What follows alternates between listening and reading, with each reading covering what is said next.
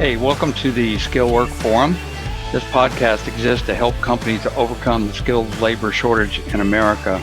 I'm Tim. I'm joined with my partner, Brett, from Skillwork today.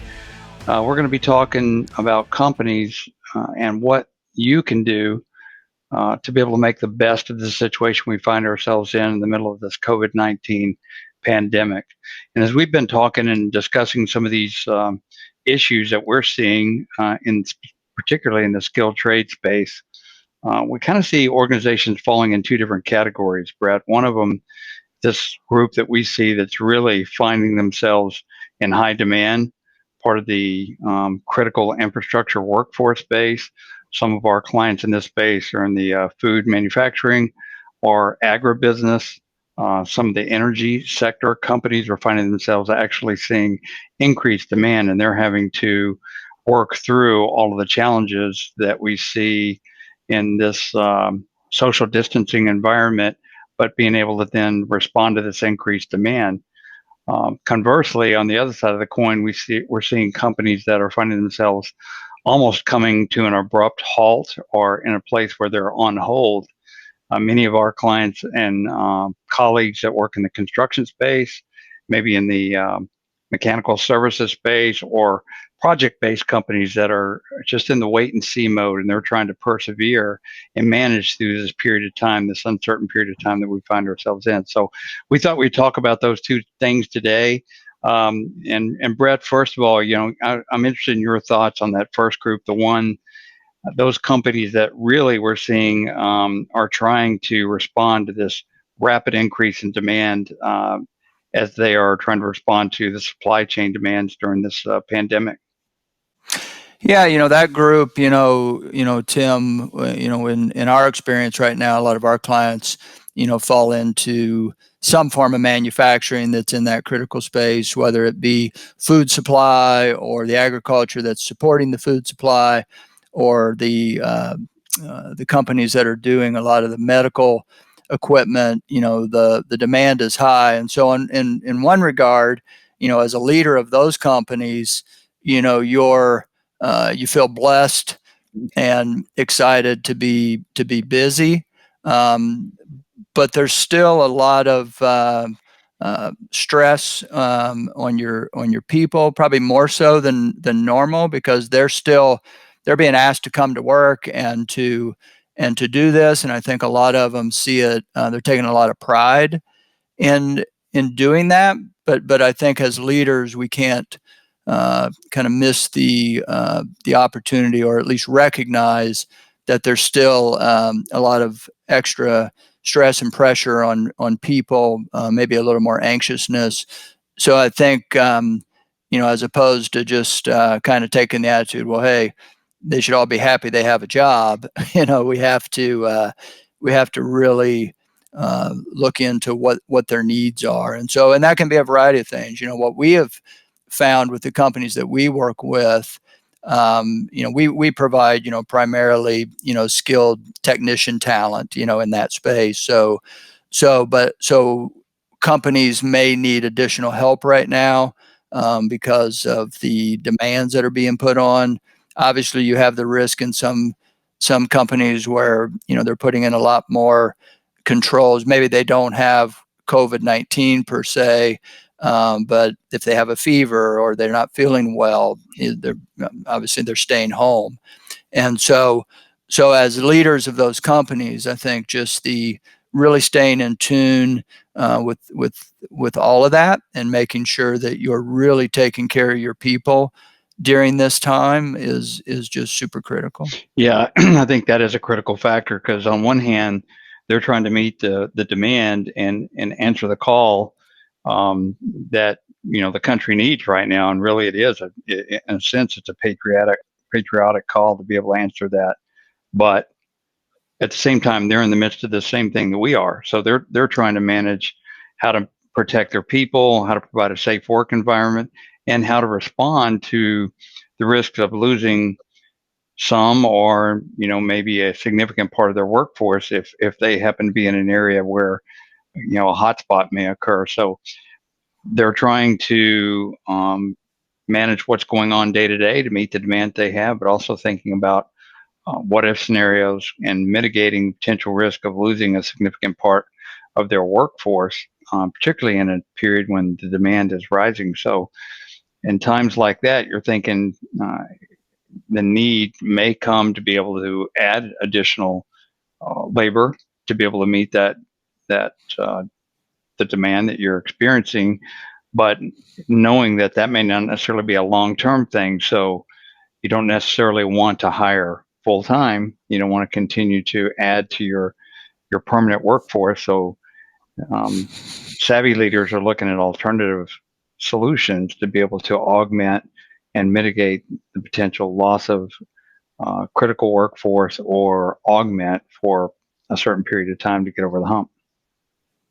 Yeah, no, I think you're right, Tim. That's a great point in that, and anytime, even when we weren't dealing with COVID-19, the supporting your team, by making sure that you have the supplemental staff to be more efficient type thing. But in this time, to your point, I think it's even more critical because of the pressure they're under. Some plants, that we're in, they've actually ramped up. Maybe they didn't even have a line running full time, or they've ramped up every line to second shift for a season.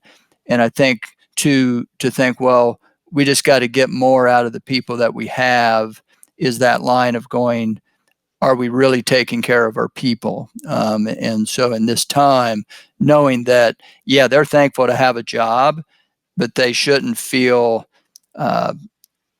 almost a pressure from that, like, well, if I don't show up for work, kind of a thing. So again, to your point, being able to provide companies looking to, hey, we need some additional resources to make sure that we keep everybody both emotionally and physically healthy during this time is something key, and something that we've really, to be honest, we feel very blessed that we've been able to help companies and provide that value and help them during this time. So. Yeah, I mean, you mentioned something that all of us going through in the country right now, and that's a sense of anxiety. We don't, as people, we don't like uncertainty. We don't deal with change very well, just as human beings. And when you have the additional stress of the safety, the health and well-being of my family members, it just adds another level of complexity and makes it very difficult to focus on your day-to-day activities, like your job, or showing up and making sure that line stays on point, or that construction project stays on point. It's very difficult. So, for us, we encourage people during this time to look beyond themselves. And I know, Brett, for you and I and our company, we feel very strongly that our faith is something that allows us to persevere during these times, because we realize that even though you or I or all of us in this country really were caught off guard by this COVID-19 pandemic, we feel very firmly that God never gets caught off guard, and so we trust that He has this under control. And even though it's been said, even though we don't know what our future holds, we know who holds our future. So that's something I know that we take great solace and comfort from, and it gives us strength to be able to serve our employees and our clients during this time. Yeah, no, absolutely, Tim. Obviously at Skillwork, our number one value is to bring honor to God in everything we do. And so, in this season, we talk about with our team, it's never been more true to be able to, we want people, to see that, hey, yeah, we're concerned. Everybody's concerned. You're concerned for your family members. We're concerned for our clients. We're concerned for our skilled workers that are in the field. But to your point, God knew when this was going to start. He knows when it's going to end, and so our right now we need to have confidence in that. Be smart. Do the right things that we're being told to do. But have confidence that as leaders, our people are looking to us to lead through the storm. And so it's key for us that that foundation is found in our faith. And so Yeah, I think that as you're able to do that, when you're thinking more calmly, because you've got that firm foundation, you begin to start looking for opportunities in the midst of the storm. And I've really been impressed by a number of companies that have changed what they're actually producing and how they're producing it to be able to see an opportunity. I mean, you talk about companies that are distillery companies that produce spirits that are now producing hand sanitizers, or companies that produce clothing for different uses are now producing masks for use by our emergency and first responders.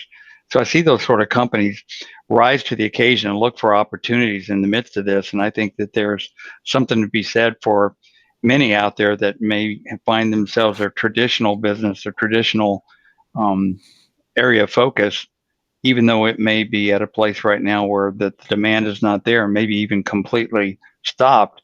There are other opportunities out there for those, and we're seeing examples of that all the time. So that really just shows you, I think, the American spirit and what we're able to do as we rise to the occasion during challenges like this. Yeah, absolutely. So that's the companies that are blessed, as you said, Brett, to be able to be in a place right now where their demand is really high, and their problem is how do they meet the demand and take care of their people. Conversely, there's that other group, those that find themselves all of a sudden, literally in a period of a couple of days, went from greatest economy, just a backlog of work. How do I hire enough people? To our projects are on a complete hold right now. We have several clients like that find themselves with this huge backlog of work, and a great team of employees, and their challenge is, how do we make it through the other side? How do we persevere during this period where we're literally on hold? Companies in our space that we see, construction companies that are service based or project based companies. So what would you say, Brett, to those companies or leaders in those companies that find themselves in a different boat today? Yeah, no doubt. I mean, and I don't want to, we don't want to be, kind of downplay it. I think the anxiety right now for those companies is higher than the pressure put on and the demand for the companies that are being asked to do more. But first and foremost, I think those organizations that right now in this season that we're in, that we don't know for certain when it's going to end, although we are certain it is going to end at some point. While they've probably spent the last several weeks, which was the right thing to be doing, which was preparing and dealing with making sure that their employees in the jobs that were continuing, that they were safe, putting in protocol of how you could enter the job sites and so forth and so on. Those things needed to get done. But now, I think as leaders of those organizations, you really, I think you owe it to the organization now to be able to start thinking about what can we be doing now that will help us post COVID-19? Because the companies that we talk to who are having projects delayed and so forth, almost none of them are indicating that the work isn't going to still happen. It's just getting pushed back.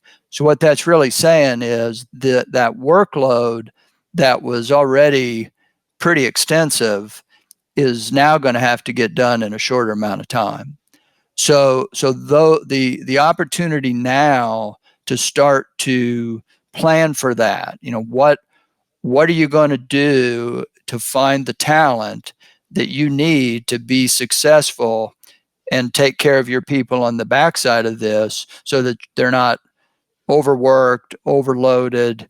It almost becomes a flip back to the group we were talking about before. Once it turns on, is you've got to make sure that you've got the team built and ready type thing. And obviously, again, in what we do in providing highly skilled supplemental labor, that we're working with companies today to get ready for that, to say, hey, when this thing turns on, we're going to need 10 of these, 50 of these, 5 of these, and can we begin to prepare and talk about that, kind of thing. So I think the key is right now is first and foremost, take care of your people today, but as leaders, in looking to be successful, is being prepared for a little bit of an unknown time. But I think consistently companies are telling us, yeah, we're getting the call and they're going to say, we're going to push the start off till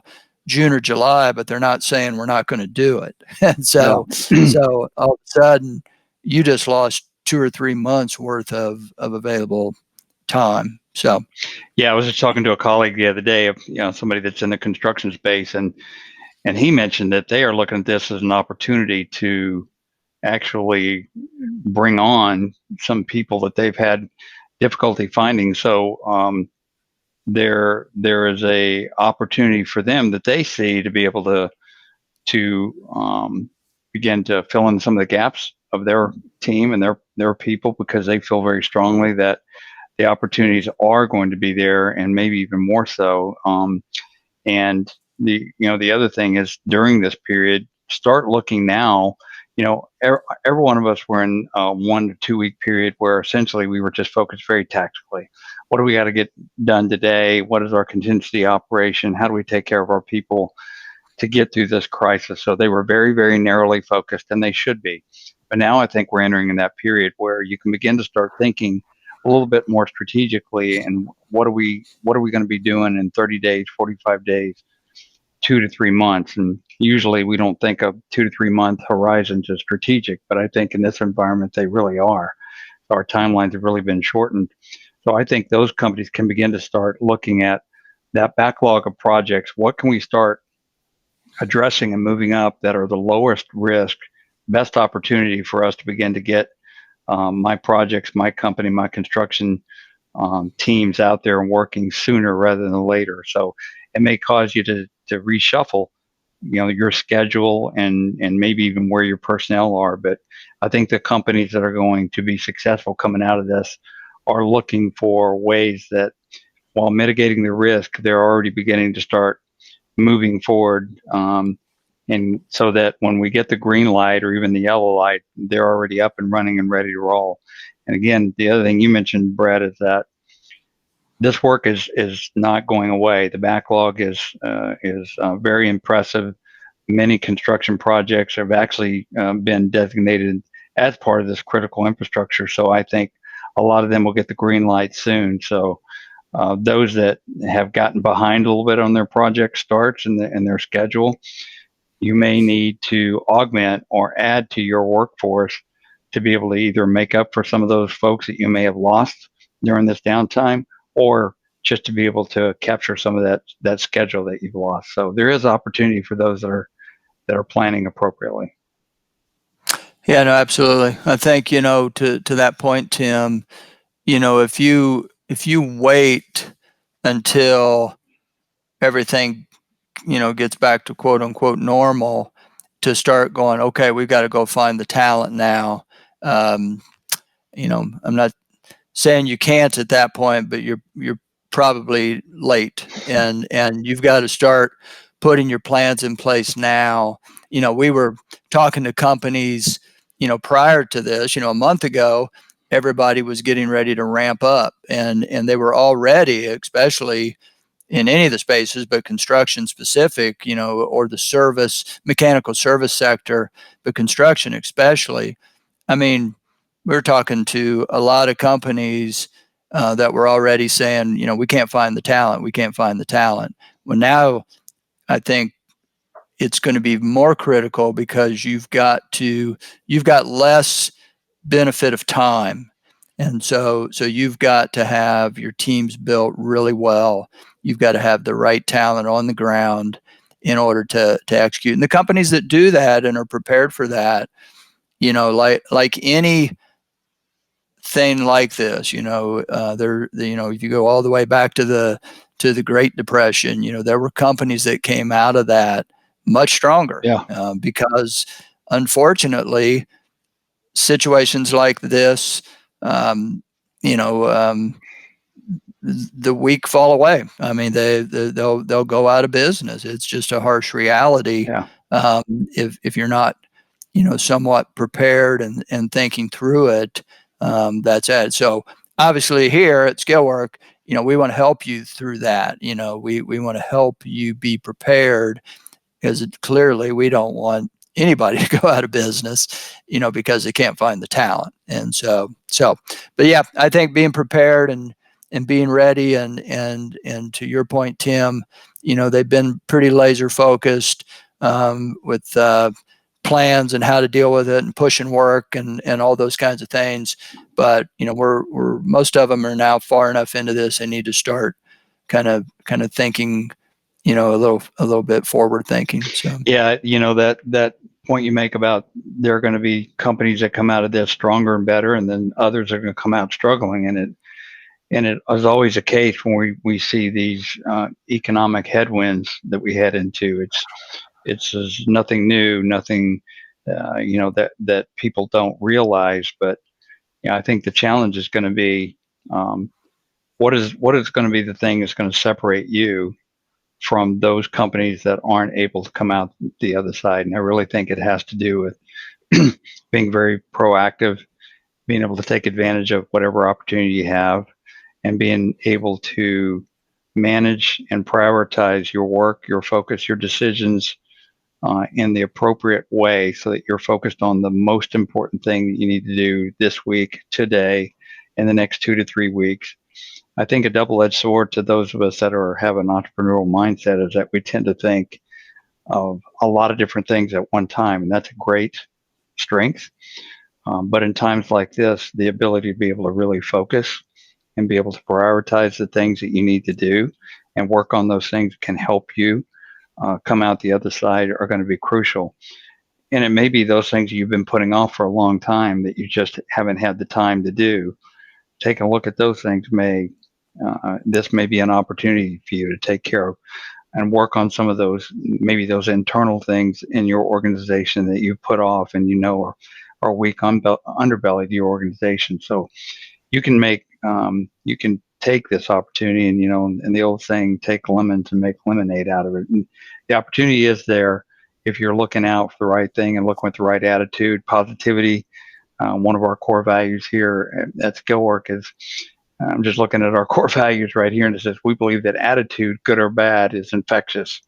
Each person affects the others, and we'll choose to set our hearts and minds on being positive every day. And all of our core values are based on things that we pull from our faith. Again, things that cause us to look at things from a positive perspective. That doesn't mean wishful thinking, but it means looking at things in the way that you're looking for the best outcome by taking the appropriate actions to get there. So again, faith is a big part of what we do, and we think it grounds us and gives us strength during these times.